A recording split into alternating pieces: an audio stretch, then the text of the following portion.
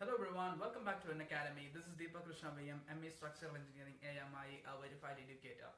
So in today's lesson, we are going to see some of the important considerations that we need to keep in mind while we are working the high strength concrete. Alright, so this is the continuation of the previous lesson of the high strength concrete.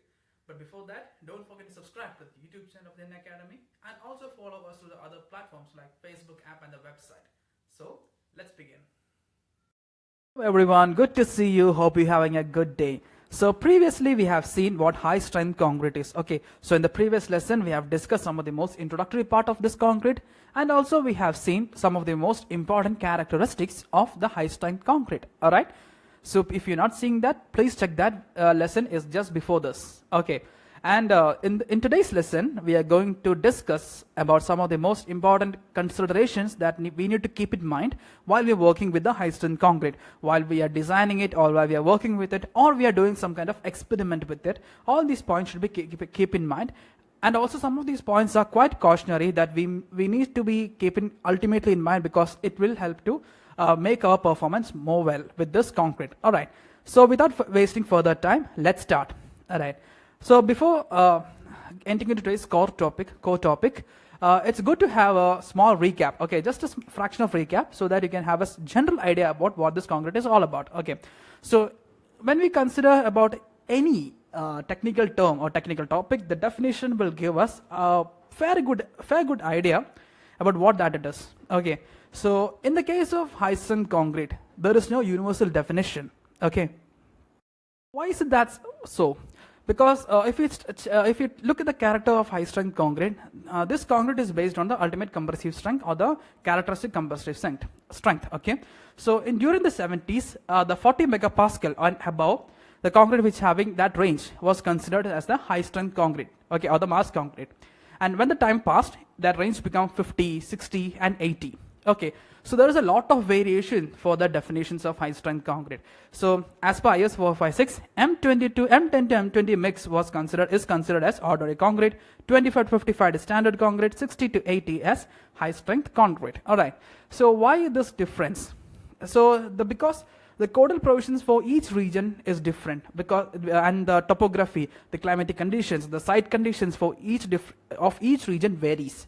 So the codal provisions for particular region is considered for that region only. Okay, so that's why if you look at the high strength concrete limit for Indian code is quite different from the Japanese code. Okay, it's almost quite a small variation from the Euro code also. Euro code, it was a concrete like C50 by 50, 60, I suppose.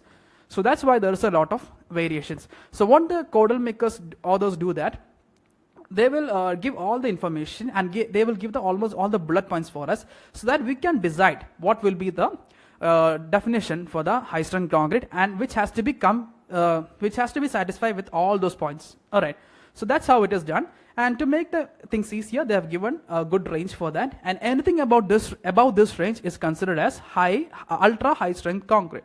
All right, now let's move on to today's core topic, that is a consideration that will be taken in mind before we are working with while we are working with the high strength concrete. All right, so first and foremost, one of the major characteristics of high strength concrete was that it has a very low water cement ratio, which means that there is a high cement content in it. Okay, so high cement content, adequate amount of water, which means that there is a very high chances of what we can say hydration reaction to takes place, lot of gel formation happens. Okay, so this lot of gel formation means there is another catch in that, which means that there is a lot of heat liberated.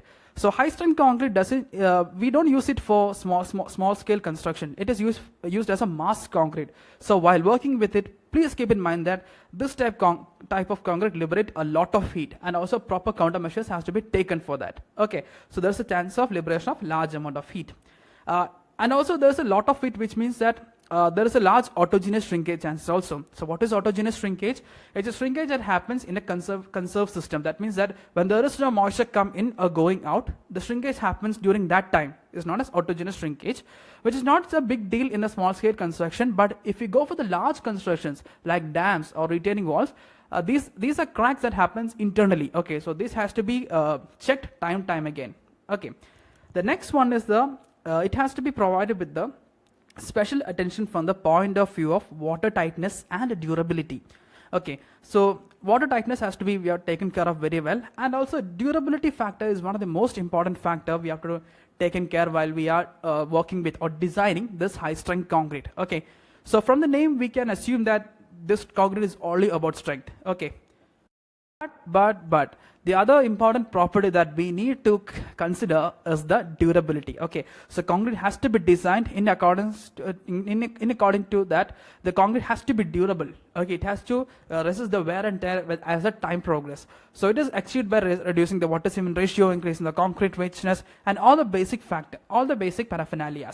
Okay, so durability factor is also a very important factor that one must keep in mind while we are designing or while we are doing some kind of experiment or we are working with the high strength concrete. All right.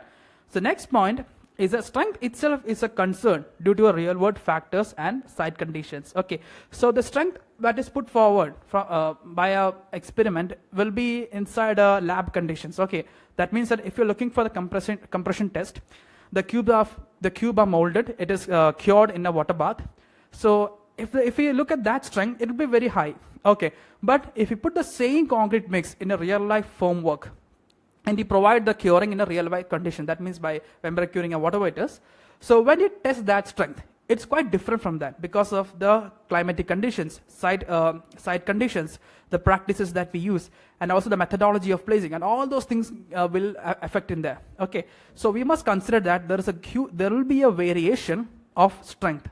So when we are designing this must be also should be under our consideration. So another important factor is the late strength development. Okay, that means that in high strength concrete there is a large amount of cement. Okay, so as I said before, there will be a huge amount of heat. So to counter that and also to increase the cement pace, a lot of mineral admixtures can be used in it. Okay, just like fly ash and silica fume. But addition of these things or these mineral admixtures can result in the slow hydration process, which means that the strength will be attained in a very late stage. So while we are testing the cubes or while we are doing any kind of experiment with the high strength concrete, it is better to test it after 21 days. Okay, say 56 days or 91 days will give you a better result than the 21 days. Okay, this is a late bloomer, so it is good for us to test it in the later stages, that is after 21 days. Maybe above 30 days will give you the better results than the 21 days. Okay, now another very important character of this concrete is that this has to be taken in a very cautious manner, because while performing the test, one should be careful about the explosive nature of the high strength specimen. This point goes for especially this is valid for all my final year students who are doing the cube test. Okay, or the concrete test using the high strength concrete, and also all the other researchers who are doing the high strength concrete experiment.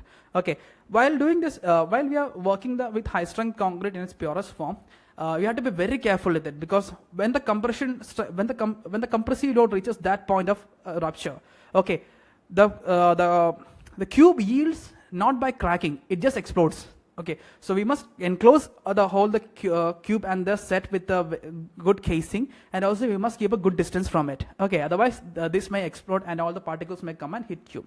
So that's very important point that we must keep in mind while using the high strength concrete. All right.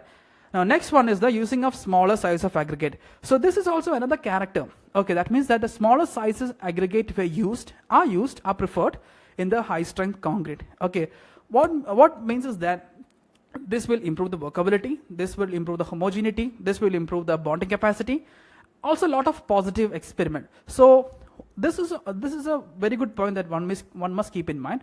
But you might be thinking, why? This is a character, this is a must-do thing in high strength concrete. So why we must keep this in mind always? Okay, so there is another, what can we say, a catch in this. I'll tell you why. So, which means that if there is a lot of cement content in it, so which we all know that the very important character of high strength concrete is large amount of paste content. Okay, so this large amount of paste content and this smaller sized aggregate will provide a huge homogeneity in it. But what happens is that when this is more homogeneous, the concrete will be more brittle in nature. That's what it shows in its explosive nature while we're doing the testing. Okay, it's more brittle than the normal concrete. All right. So let's see the stress strain curve here. So you will understand it more. So stress strain curve is a curve between stress and strain. We'll give the Young's modulus. So this is the stress strain curve for the ordinary concrete. All right. So stress strain curve also indirectly shows us how the concrete yields. Okay. So or how the what can we say, the crack progress. So here we can see where the ordinary concrete underloading, the stress increases, but after some time it becomes almost a constant, which means that the cracks will progressively up goes, and then it will slowly and progressively it progresses.